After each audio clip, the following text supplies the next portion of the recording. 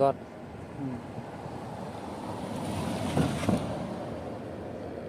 ตอนนี้เตะกี่ละจุดล้านเตะจุดล้านคันที่เมื่อเท่าไร จุดละกว่าจะพ้นนี้ฮะไม่ใช่สตังก็องค์ดอกขาจมาฮะจีพี่นั่นนะชนะอ่า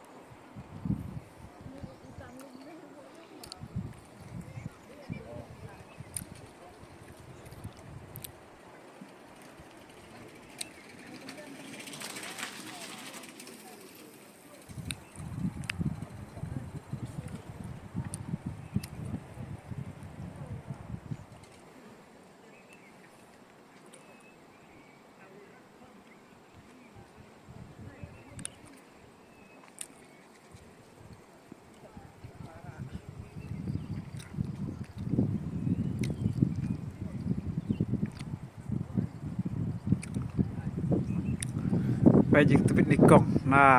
จะเก่งมัน